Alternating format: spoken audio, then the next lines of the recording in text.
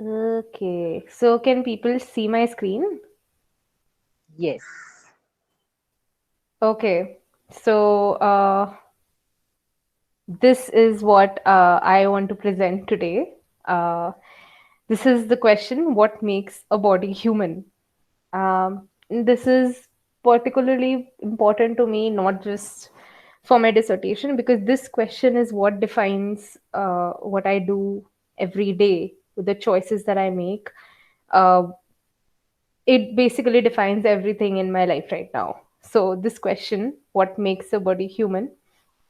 And a very particular a person who has inspired me to ask this question is Sonora Taylor, who is a disability rights activist. She's a painter, she's a writer, and she's an activist for disability liberation and animal rights.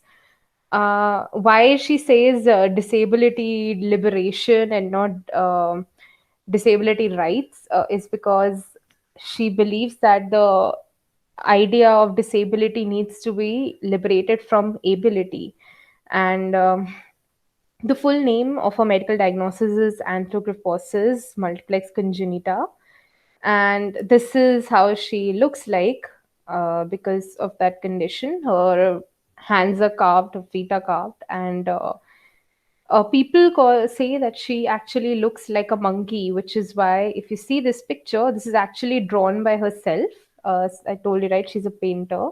And in this picture, she's trying to depict her own condition, her own anthro condition, which is also present in other animals. And according to the medical field, this disease, as they call it, is relatively rare in humans, but this statistic does not include the many goats, dogs, cows, rats, toads, and foxes who are born with anthropomorphosis every day. So, all of these animals, they are born with this disease that apparently, in medical statistics, only exists in humans.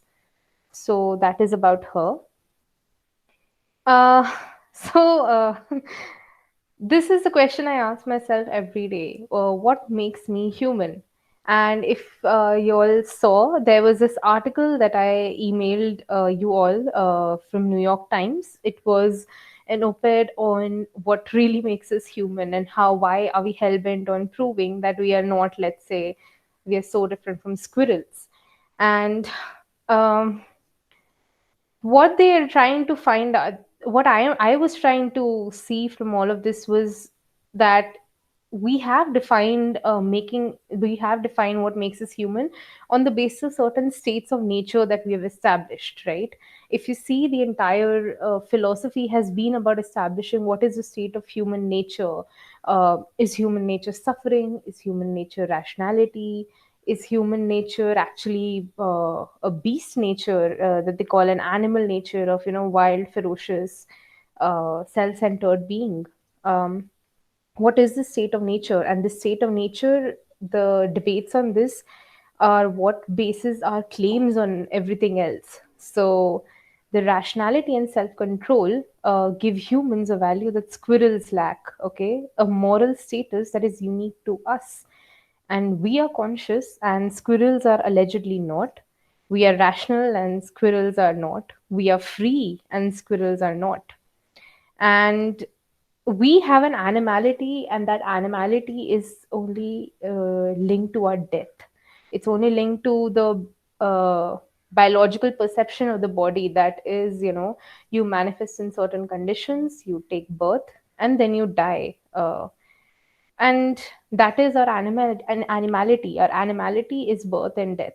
But what distinguishes us is this rationality and self-control, because without that, we are dying purposely and living meaninglessly. And if that is the case, then what marks us out to do everything that we do, right? Um, in fact, Immanuel Kant, in the Critique of Practical Reason, wrote that the moral law reveals to me a life independent of animality. So, my morality, which is my rationality, is actually what makes me human. But I have a lot of issues with this. So, let's go ahead. Subspecies subjectivism. This is an idea espoused by the Black vegan movement in the US pertinently. However, it is being adapted in a lot of different social movements to understand how it's not just the question of bodies as a biological base or as how the medical science defines us, but actually bodies as species, bodies as subjective species, which are controlled by the state of nature that only we create. So the way we treat animals, for example, in our food chain, etc., is something I'll come later to. Uh, but in the scheme of the entire things, that how we are defining what is human, we really owe nature nothing. It is to yield to us everything, and that is because we have given to ourselves the state, a natural state, the state of nature, supposedly, which says that we are unique, and hence everything is to be yielded to us. And this is the ideology which helps us to annihilate species, helps us to destruct our environment, and also helps us in technological development. Further trouble is caused when the distinction between humans and animals are then used to draw distinctions among human beings. So that is where the subspecies subjectivism comes in. According to studies done by Aff and Silko, who were prominently advancing this idea, an idea on which Sonora really thrives on, actually. Um, During colonialism, for example, in India, the British was justified whatever happened in India on the basis of the fact that they are civilized humans and we are primitive, savage animals.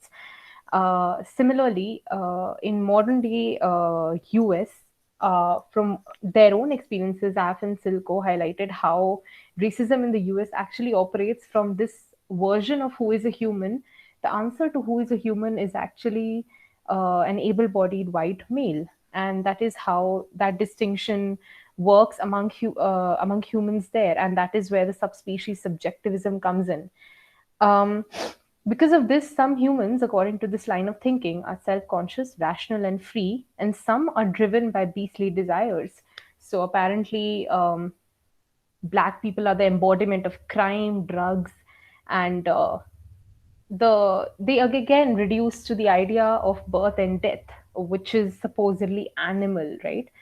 So there's one why I'm constantly being repeating this is because it's very important to see in this question of answering what makes us human, what really is the animal, and the animal is not a special distinction, as must be clear by now, but it's actually it's an ideological distinction to define what is human. And the very interesting and the very funny part about this thing is that we cannot exist without the definition of animality. Human does not exist if there is no animal as a binary.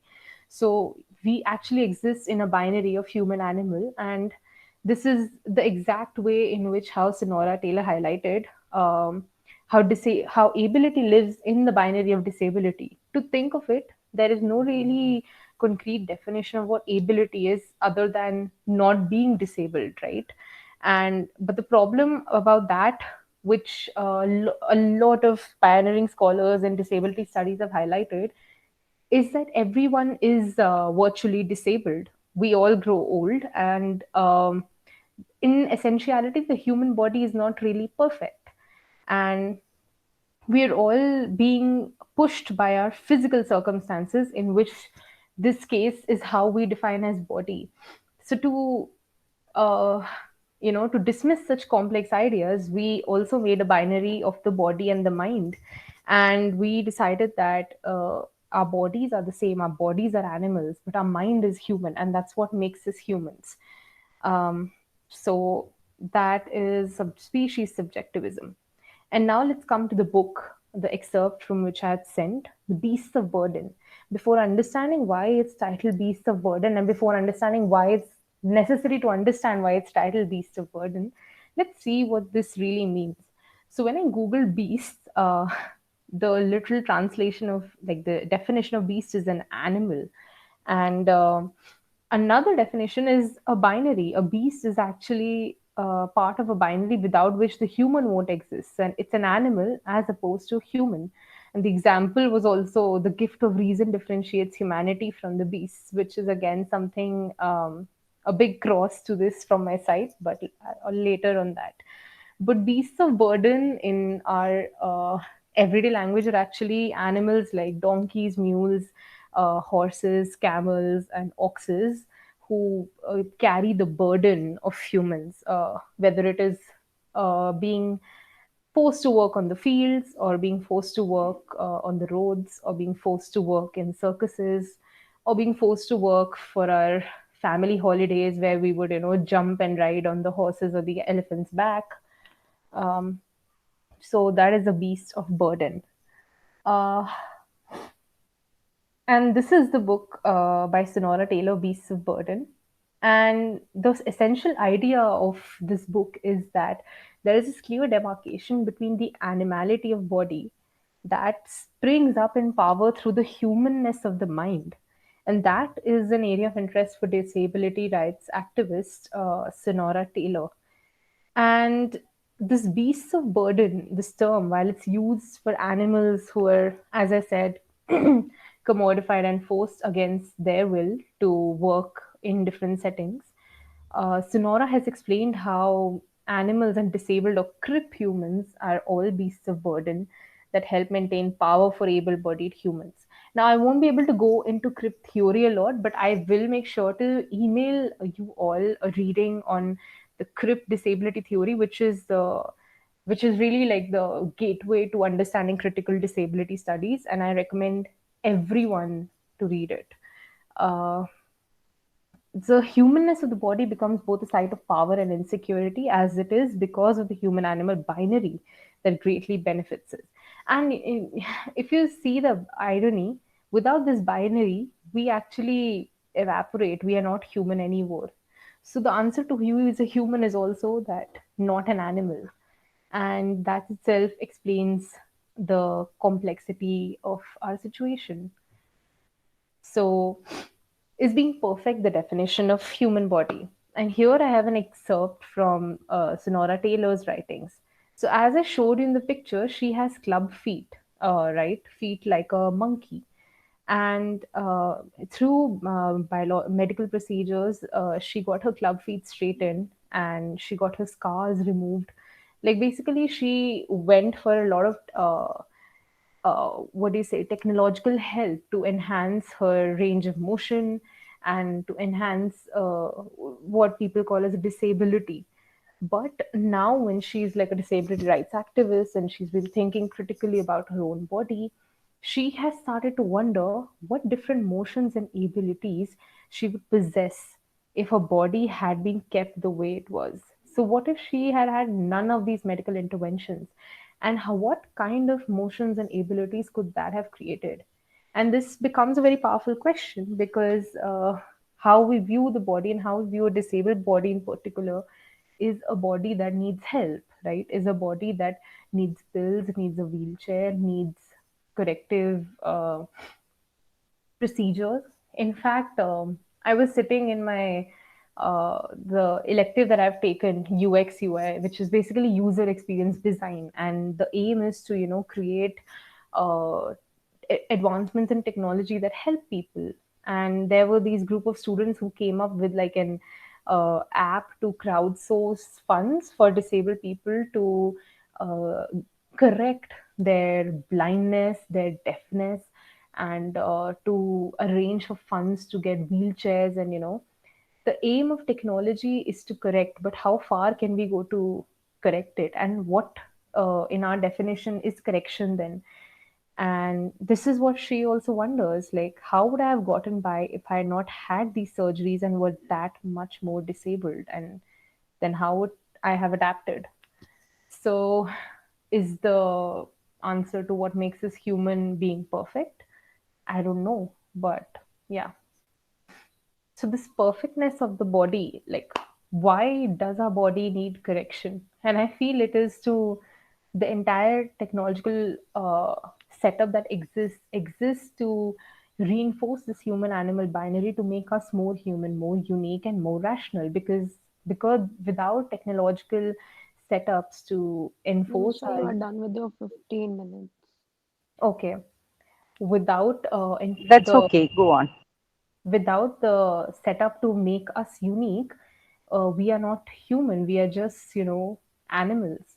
So technology has a huge role to play in demarcating what is the human body and what is the animal body. And this is not in the physical sense, but in a more in a different sense, but not physical sense. And this is another excerpt from Sonora Taylor's her own explorations of her own body and how she sees her interaction of her body with herself. And later, she also understands that there's no such distinction between her body and herself, though there also is, but that point will come later. But essentially, she was saying that at home she would, eat food with her fork, but it was actually much easier for her to eat with her mouth. But because of the ableist pressure and not to be seen weird, she would not eat from her mouth, right? But then one day she went outside and she was having lunch in this posh hotel, and she saw a disabled woman having food from her mouth like a dog. She was, as I had been told when I did at the same, eating like a dog. So this is how she was having her food. And despite her modicum of ableness compared to this woman, she was not at all more liberated or free, despite her having all her forks and attempting to, eat with a fork. She did not feel free, in fact, the more she was trying to be able, the less she was feeling free. Um, and she realized that even as a self identified disabled activist and scholar, my own ableism ran so deep that I had been projecting it onto a more disabled body I had as an infant before medical intervention. So, this is what was actually keeping me thinking that what is a human body then needs to have certain conventions in mind to play, because if it doesn't, then it makes the question of human body even more subjective and abstract, and hence runs into the risk of de-establishing the entire binary itself. So humans cannot be acting like dogs and eating from their mouths, because then how do we control dogs as our companions? How do we keep them tied in our homes and do everything that we do to them, right? How will we do that? We can't. So how will we breed them in large numbers and do everything that we do? Oh, sorry. This is just an ad that I want you all to see. It's a creative that was made, and after that I'll explain why I showed this. So can everyone see this video? Yes. Okay, I'll just play it. माँ के लिए अभी भी हुआ मैं बड़ा ना माँ का प्यार है taste of India। मासूमियत से तेरा प्यार मिलाना माँ का प्यार है taste of India। माँ के हाथों का प्यार यही तो है the taste of India। Okay, so sorry. Was everyone able to hear the sound as well? Yes. Yes. Okay. So, why I showed this video, right? We are always trying to establish a state of nature that is trying to tell us that this is the human body, this is how it behaves, this is the animal body, this is how it behaves, and hence the human body, the human state of nature requires that we act in a certain way, and that is control on the sources around us, on the resources around us, which is why whenever we are consuming something, whatever we are consuming, we do not see that interconnectedness to it. And technology has enhanced this binary even more, and hence it's becoming even more and more difficult to see the interconnectedness. But the problem is that we can never see nature through lenses that are not our own, and we can never separate the something called nature from our human perceptions to it. And by this, what I'm trying to say is that maybe nature is not really nature, and maybe what we think of as natural is not really natural. Um, the stories that we tell ourselves about nature are inevitably filtered through thousands of years of human culture and embodiment. So, for the uh, for the author Sonora, her initial perception of the woman with anthropomorphosis was that her body must be naturally more challenging than Sonora's, and she assumed that her body was harder to inhabit based on her own preconceptions about how a body should naturally move and be in space. So, from this, what she's trying to make us understand is that if you think of what we consider as natural, for example, moving of the fingers, you may consider that as natural, or walking on a beach, or walking anywhere actually, and how, when you walk on the grass, how your soles of your feet feel, you may think of that as natural. How human body likes to move and wants to be in space, all of that is natural. But then, what is this nature on which our judgments are based, and how are we defining this state of nature? And because it is this state of nature that enables whatever happened in the video that I showed, right? Something that we do not ever question. And it is informed of philosophical theories, our political systems, and our opinions of which bodies we deem livable, capable of pleasure, and which we deem exploitable, consumable, and edible. But is this thing we call nature actually justifying these judgments and distinctions, or are we? So I don't know why, to define something so rooted in a sociological binary, we are appealing to nature. But as it has it, maybe what we call as a state of nature is not really a state of nature, but a state of the human mind, which is trying to enforce this binary. So I'll also like to address Peter Singer's theory of animal liberation, which is based on utilitarianism. And Sonora Taylor and a lot of disability activists have kind of disagreed with it, because he basically tries to understand uh, it in not in terms of the ideas of embodiment and justice, but on the ideas of utility, which has the maximum benefit to the society. And he's focusing on suffering, but not that killing animals is necessarily long. In fact, killing can be all right over a rational being like a human if done in a painless way.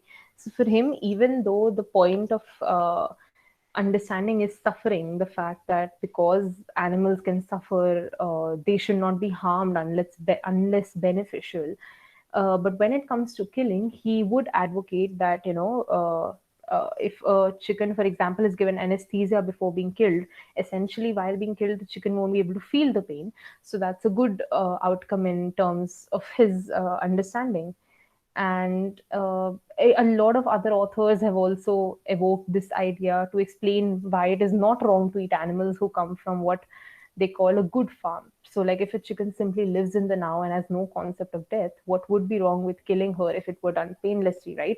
If a chicken is, let's say, bred in a small home, a local place, a local town, and without any chemicals, living her life and then killed, what is wrong with that, right? And Sonora thinks a lot is wrong with that, and that's how she connects her own understanding of oppression, her own experiences to that of animals.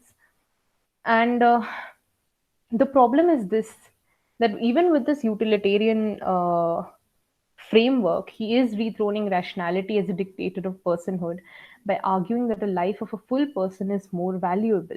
And the problem this becomes a problem both for disability activism and for animal rights activism, because this full person is actually a person who can think, feel, and act. And anyone who cannot think, feel, or act in the definition of how a person can act. For example, if you cannot run on a road, if you cannot operate a gun, then you're not a full person.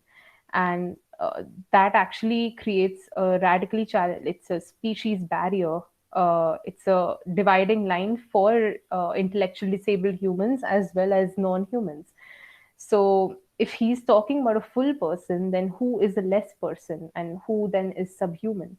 So, in searching for the answer of what really is a human body, he has defined a fully human body and a lesser human body. But he defined a fully human body, but he never addressed if there's a fully human body, then who is a lesser human?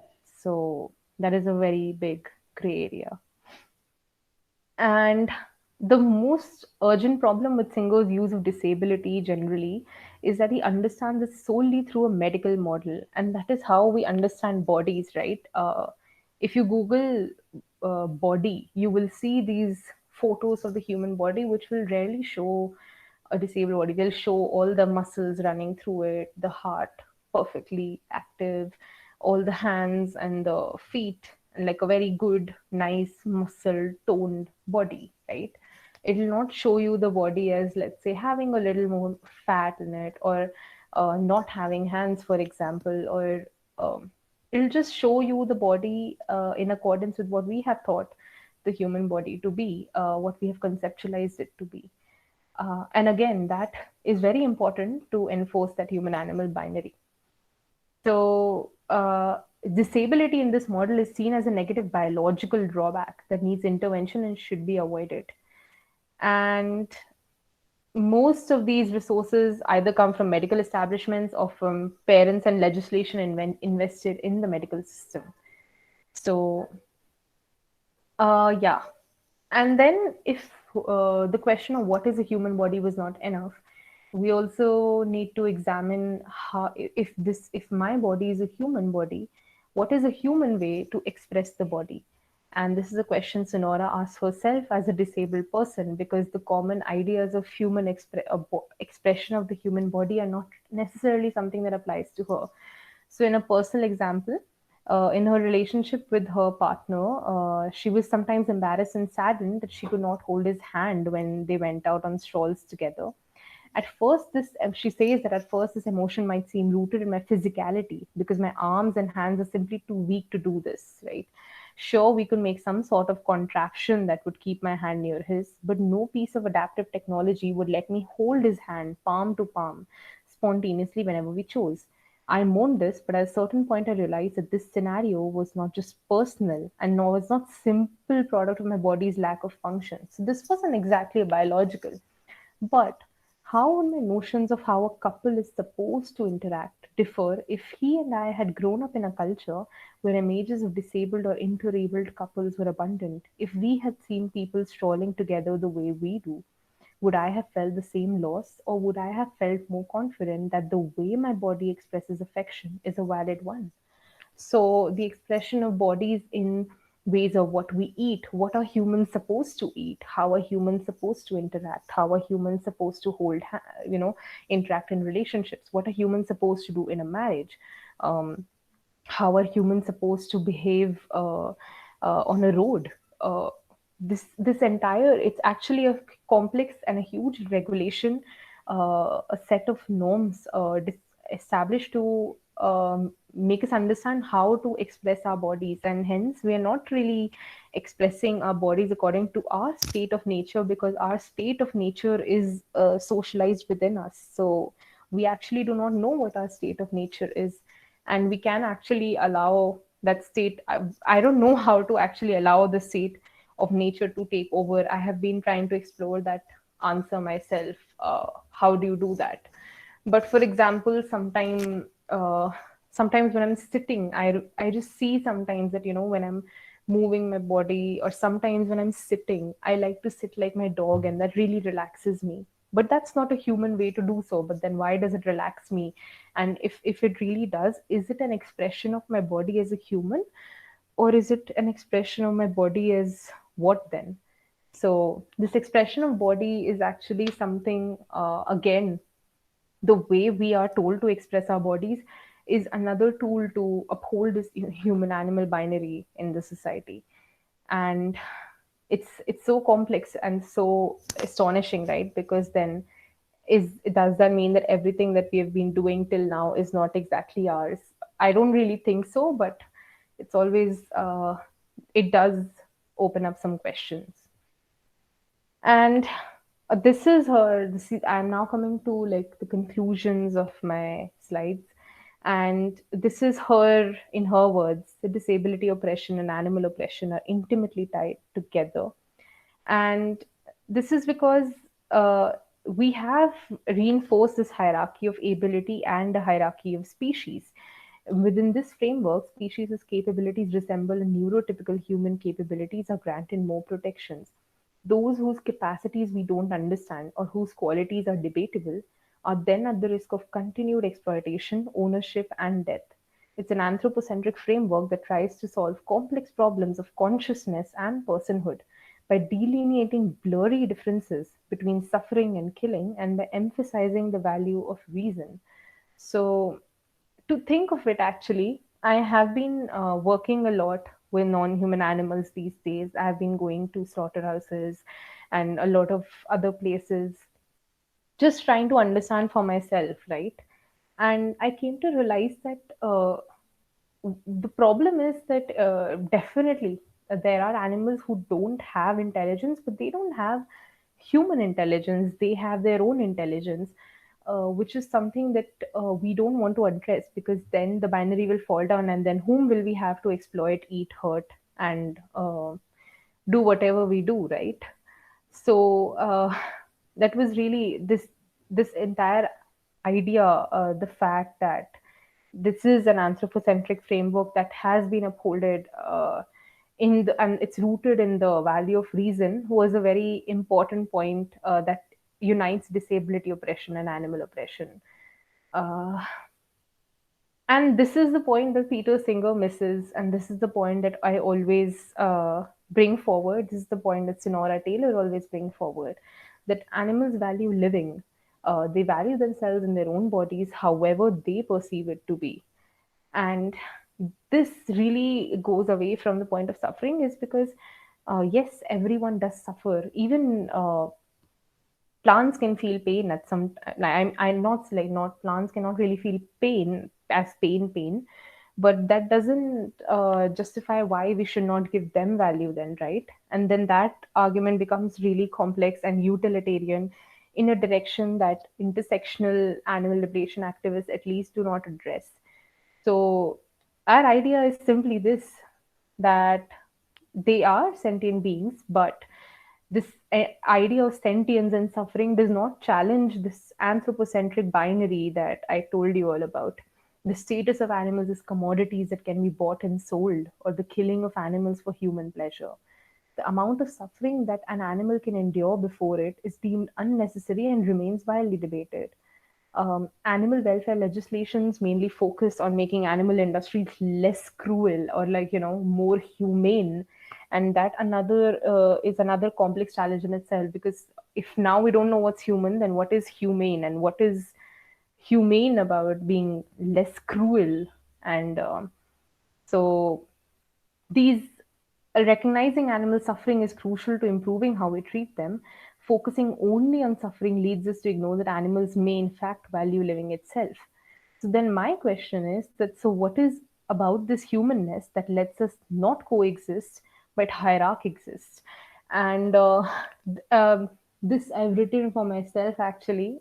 Recently I was in Tamil Nadu covering some fisheries industries, and how like fishes die, and how that's not focused on. And I felt some a very weird sensation which I haven't felt before. So I was on the beach trying to take a few moments, peaceful moments, and I just suddenly felt how the space is in mine. Like I was seeing people, enjoying water activities on the beach. There was even a camel and a horse on the beach, and like people were riding that. And I was just feeling like, just like I'm sitting in the sun right now and I'm sunbathing on the sand. Maybe a turtle also might want to do that, but I'm sitting on their space and I'm enjoying water activities in their space. And this is something that I realize we don't think of it as, like when you are in your home, for example, that home is actually a home that is inhabiting someone else's space in a way. And I'm still thinking about these ideas. So They might be wrong or whatever, I don't know, but there's something I've been thinking about, right? I mean, sometimes when monkeys come in this area at my place, they're coming here and we're shooing them away, but then I think, like, is this only my space to inhabit? And um, what is human about me that makes me entitled to this space? So I have become very uncomfortable with my own existence here itself. Like, I just feel like I'm entitling myself to something that is not really completely on the principles of consent and is actually on the principles of anthropocentrism. So we're not really coexisting, and that's becoming a huge problem for me, and a huge problem for people like Sonora as well. Because if you do not just even take animals, the space that we have occupied as able-bodied humans is a space that we have controlled and anthropocized in a way to exclude whatever we do not deem as abled and human. So, in a sense, we have claimed everything for the human, but we do not know what this human is. And that's a big problem. So, this is my final slide. Is the body just biology? And if it is, then what about humans and animals? Are we so distant and distinct from each other? And in fact, funny thing, this line, what about humans and animals, are we so distant and distinct from each other, is actually on the course description of bodies on the AUD website. So I picked it up from there. It was an interesting question that I would lead you all to, and hopefully, my presentation helps you understand and get some more questions to this, because even I don't have the answer to this yet, but just some musings that I wanted to share.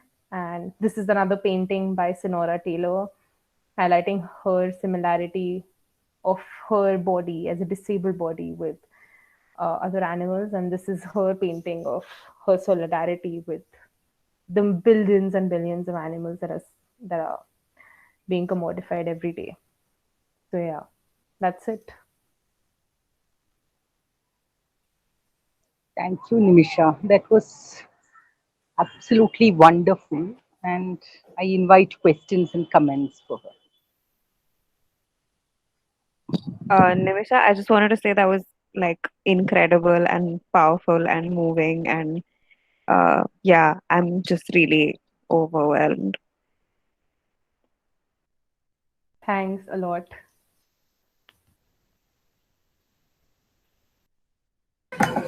That was really something in my chat was, yeah, very.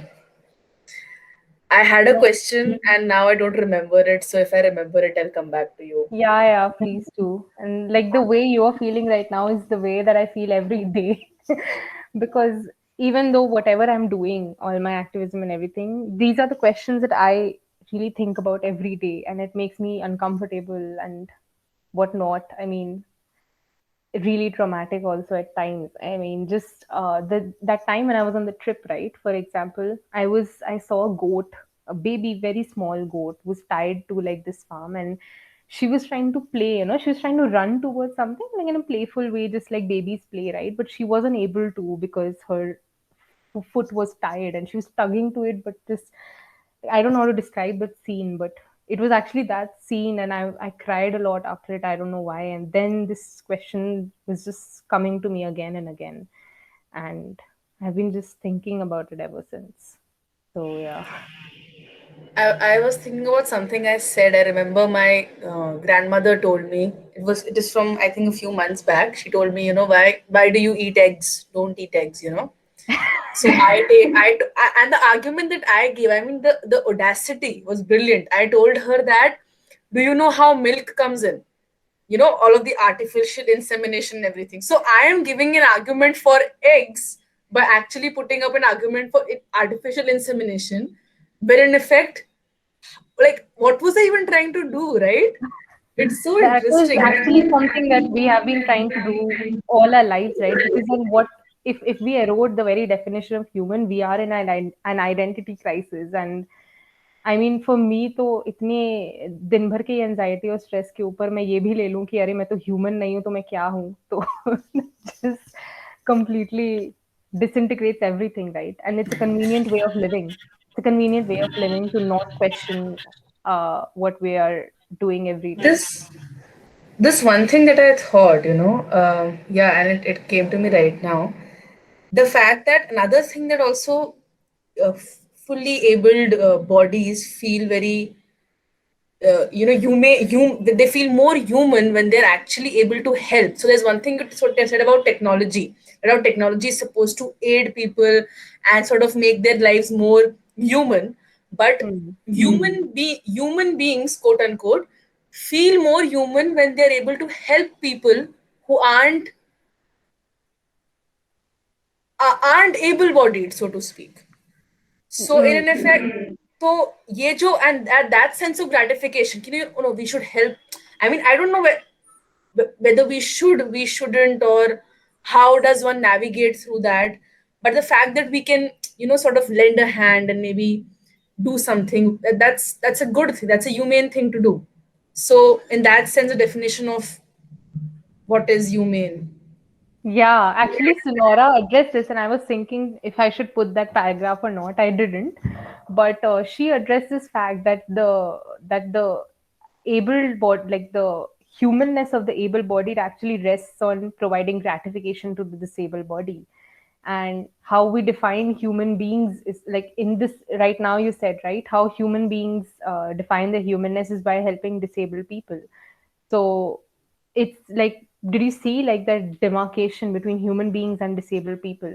And that's exactly like what Sonora was talking about, that the entire binary that we have built is actually a subset of a lot of binaries. So there's a human animal binary, there's a able disabled binary, there are a lot of binaries. So and those binaries all play together to operate in everything that I showed to you over the past 30 minutes.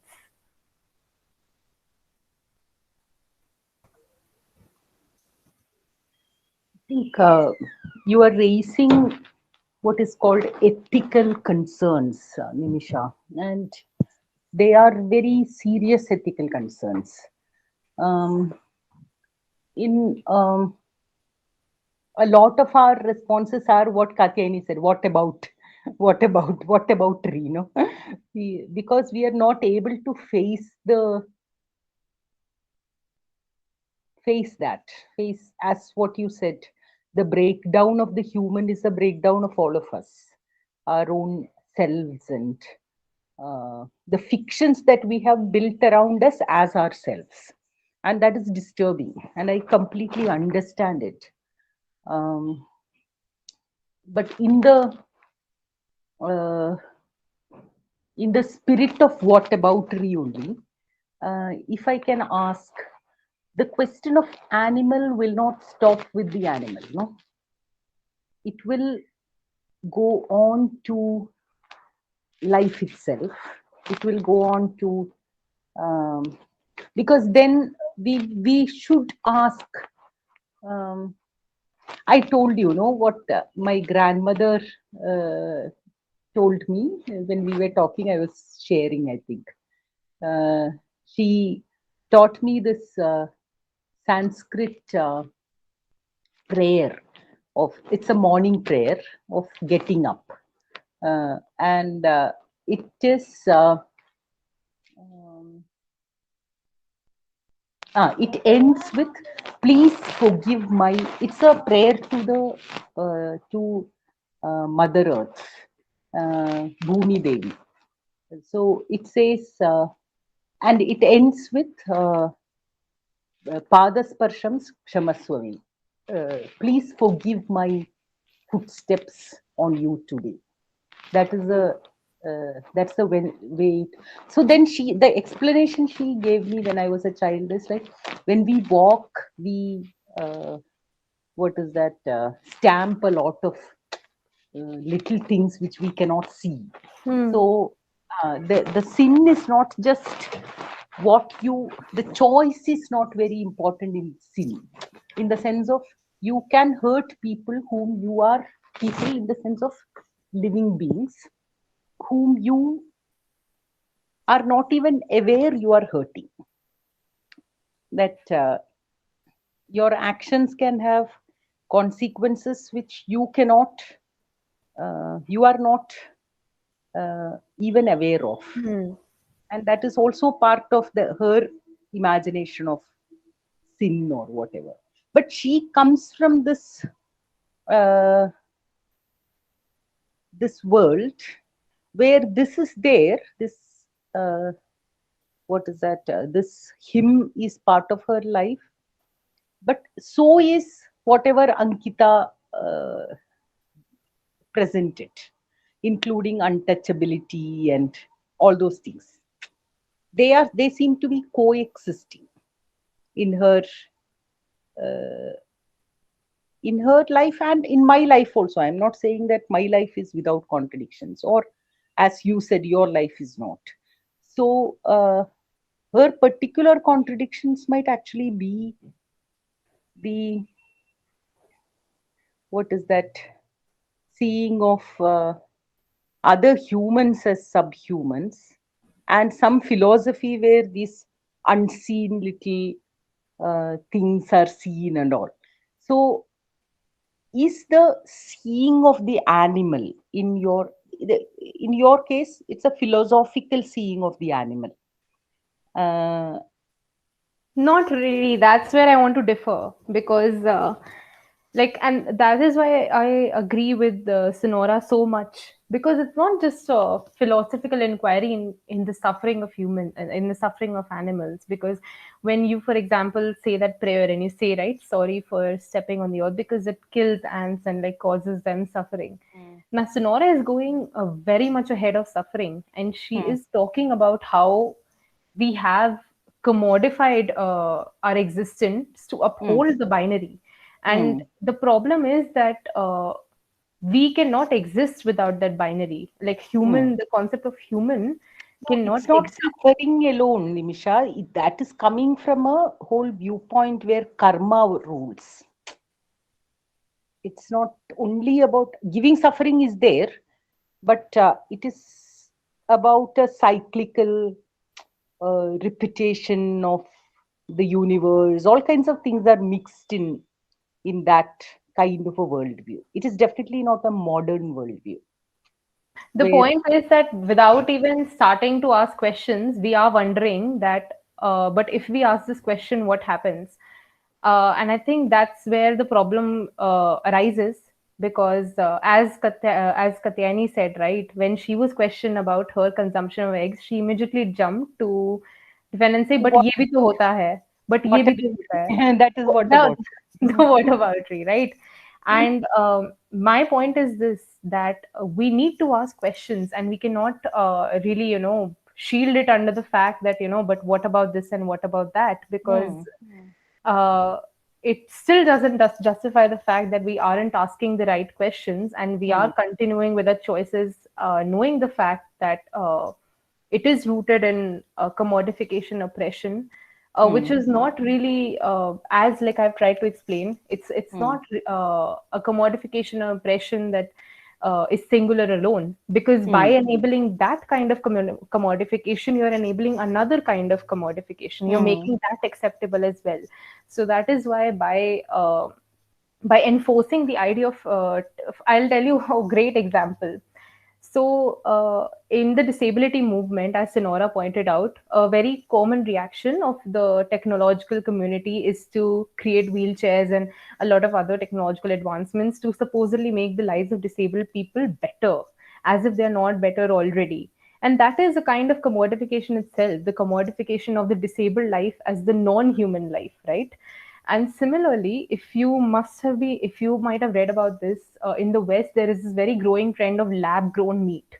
So what they do is they take certain cells from animals and they create like pura lab mein baith ke, like, very fancy everything. And but that is basically a technological advancement to reduce suffering. So it's a very problem solution binary kind of thing. Acha, this is the problem. Okay, we have a platter of solution, and that solution exists because of that commodification of the problem itself.